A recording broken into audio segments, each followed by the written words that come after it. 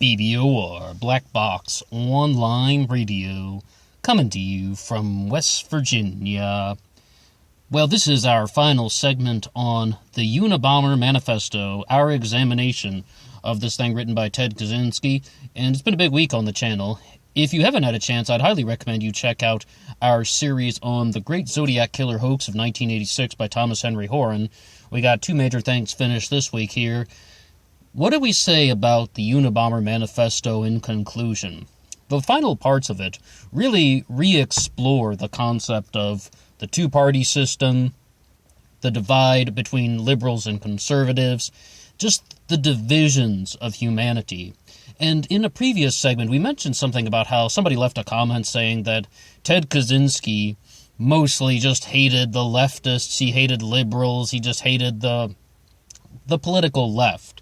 And what I have to say about that is, to reiterate a point, he criticizes both sides in this thing, but he is very much, I think I agree with that. He's very angry toward the left. And in this part here, in the final sections, what he really likes to say is that there is a lot to say about progressives and liberals.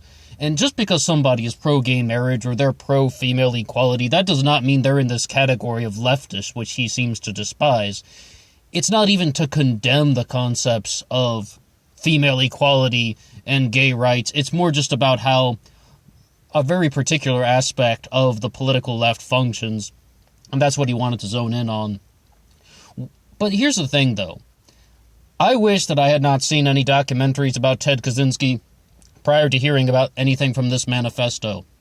I wish that I didn't know anything about him. I wish I didn't know that Kaczynski was the Unabomber when checking this stuff out.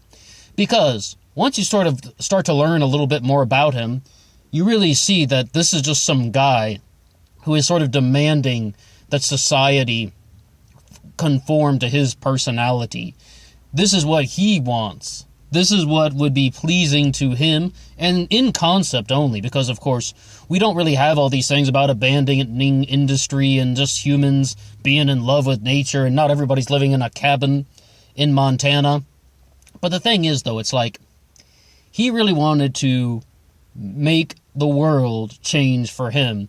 And as somebody pointed out as well, one of that comment that I really liked, about how someone said, if he truly cared about this message, then he would have spread his message in a non-violent way, in a less destructive way. Because the Unabomber was a despicable series of actions committed by this individual. There's some despicable things committed by Ted Kaczynski. But in terms, though, of what the actual contents of the manifesto, there's that thing that's going around that a lot of the public intellectual types like to talk about, Hobbes and Rousseau.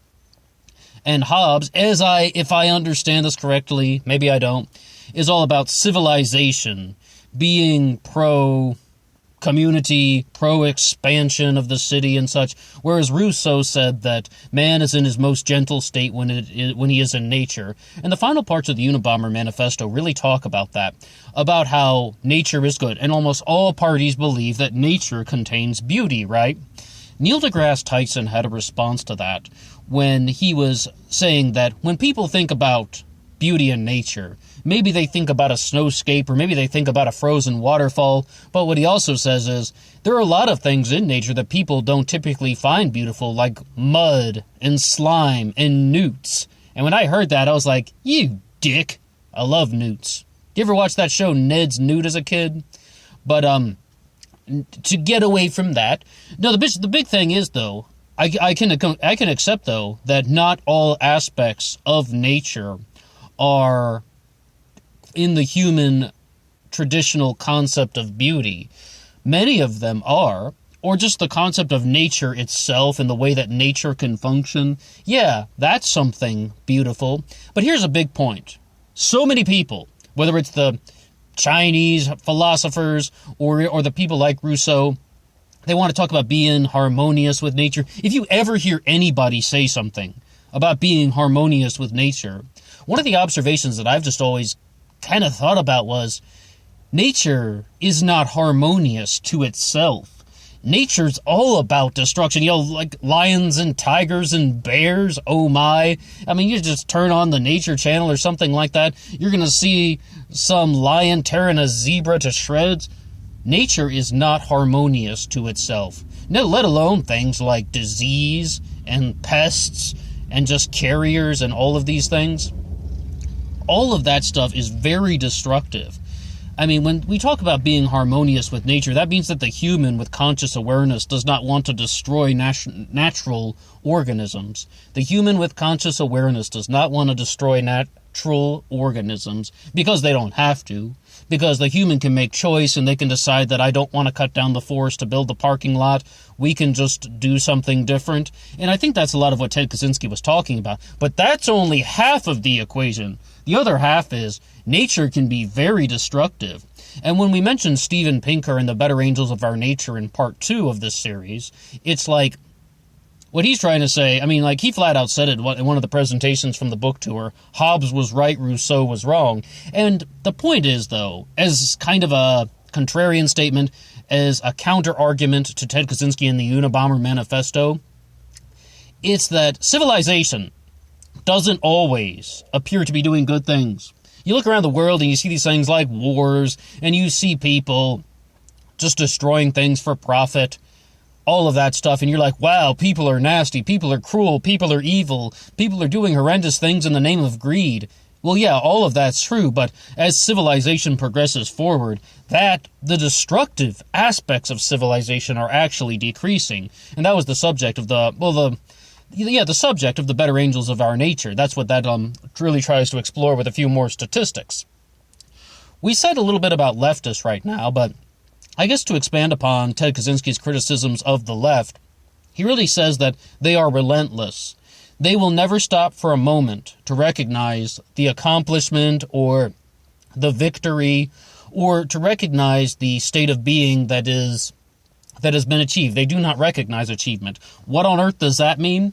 Well, it's like, if there is ever an advancement, it's just on to the next issue that needs to be solved. I saw a very similar comment about that when someone was posting about the Dakota Access Pipeline. You remember that from a few years ago? And they apparently during the Obama administration, they blocked some company from drilling and putting in the pipeline through the Sioux-protected spiritual site in the Dakotas. And then someone just said, okay, now on to the next one. On to the next issue. There's not a moment of rest. There's not a moment of anything other than striving toward advancement and change in society. And that's mostly true. That is mostly true. But at the same time, though, the counter-argument to that is, you don't simply just look back and say, we are very fortunate to be where we are. You don't simply look back and say that, well, we're a lot better off than we were 50 years ago. And we said this during the Standing Bear speech upload on this channel. I highly recommend everybody check that one out, too. Where it was like, it's fundamentally wrong to just say to the people in 1917, well, you were better off than you were in 1865. If you were to say to the African-American populations of the country, well, it's 1917, now you're better off than the African-Americans were in 1865. I mean, we don't have slavery anymore. We don't have Reconstruction. A lot of things have changed. But at the same time, in 1917, African-Americans hadn't been through the civil rights era yet. And it's always that striving toward change. It's not, as soon as you look back and just say, all right, we're better off than we were in the past, there's something that perhaps is fundamentally wrong about that. But the way you can view that is, it's half of the equation, it's half of the story. Look back to the past and find value in tradition, absolutely. Look forward and find the things that we can improve upon and that we can change. Okay, I mean, that much I can get, but Ted Kaczynski is really pointing out people's problems as opposed to saying anything about possible solutions. When you want to examine some other things, though, about how the right-wingers and the conservatives function, Kaczynski is very critical of them as well. While he says that the leftists are low self-esteem, full of guilt, full of doubts, full of insecurities, what he says about right-wingers and conservatives and Republicans is that they are more substituting their hatred of big government with a love of big business, instead of being controlled by the government. They are allowing themselves to be controlled by corporate America. And a lot of the progressive commentators really accuse people of doing the exact same thing. They're just like, they watch things like Fox News, which talk about this picture that corporate America has painted. And if that's all you look at, then you're just going to think that that's all there is. The only problem, though, with that type of criticism is you could say the same thing about people that only listen to Rachel Maddow. The whole point is being one-sided is impractical. But why would anyone be so one-sided if we know that there are two sides of the issues and one side of the political aisle is probably not wrong about everything all the time? Why? Revolution. And this was perhaps the single most fascinating thing in the entire Unabomber Manifesto. Revolutions are not depicted by the moderates. Revolutions are not conceived by the moderates. Revolutions are not designed by the moderates. They are designed by the people who are going to the extreme in one particular direction. And it can be on the left and it can be on the right, but it is through that process that revolution happens. But a big issue is, even if you have a revolution, it will not necessarily break the system. It will not necessarily change the system. It will not necessarily alter the human dependency upon the political system that is in place. The same political dynamics that are found in most major civilizations. The same political dynamics that are found in Europe and North America and Australia. Having a political revolution will not really change that dynamic. And that is why Ted Kaczynski talks so much about nature. So I gathered anyway, just my take on the subject. Maybe I'm completely off. But what I was really seeing in this one was that Kaczynski was more just trying to show that when humans interact with nature, he says that nature is just something that is beautiful and that it is something that should be appreciated, and civilization is kind of the bane of human existence because it only leads to suffering and more calamity, and technology is going to be depreciating human value. But of course, though, once again, that's just his perspective, that's just going along with his personal feeling, and it's also not really taken into account how dangerous nature is, and that he even says this in the earlier parts of the manifesto, man will suffer, but he will do it stoically. And you can kind of take that for what you will. I see kind of a benefit of that, to be honest. But at the same time, I think that's also somewhat very destructive in its own right. But I get mixed feelings on that. And it's okay to have mixed feelings. Because the whole point of this manifesto is thinking about things and only one side just leads to a revolution. And that just keeps the cycle going over and over again. Political revolutions do not necessarily change the framework by which our societies function. And that's kind of one of our takeaways from that. And I can comprehend that to an extent because it's not only Ted Kaczynski that's saying that. That's not his own original observation. We've been talking about that for ages, and historians have talked about that. And I haven't really read a lot of Howard Zinn, but when I talk to people about Howard Zinn, they always bring that up, that the same political system was kept in place after the American Revolution and such. And other people, even like Lyndon LaRouche, have made the same comments. And that gets into some other things like the Empire of Venice versus the Empire of Rome. We don't have to go down that pathway. The whole point is, a point that maybe Kaczynski does well with is just by saying that if you give people more resources, if you give people more security, if you give people more benefits, will that change anything? No, because it still has the same system in place. The same political system will be in place. Whether you're talking about high taxes or lower taxes or these some of the newer things out there like universal basic income or your health care plan, it's always going to be the same political system in place. And you can have a revolution, but the revolution is just going to lead to a new political system where human beings are going to be dependent upon this political system, which is tied to the government, which is tied to the same model of civilization. And the only way to get out of this is to have a human connection to nature. And just the whole concept, I guess, living like Ted Kaczynski, living off the grid, living in some little cabin up in Montana. Lincoln, Montana, wasn't it? I was just watching the film Angel Has Fallen the other day. I've never heard anybody ever talk about those films with Gerard Butler. You know, I saw Olympus Has Fallen, London Has Fallen, and Angel Has Fallen. I've never had a conversation about those films with someone that I haven't personally started.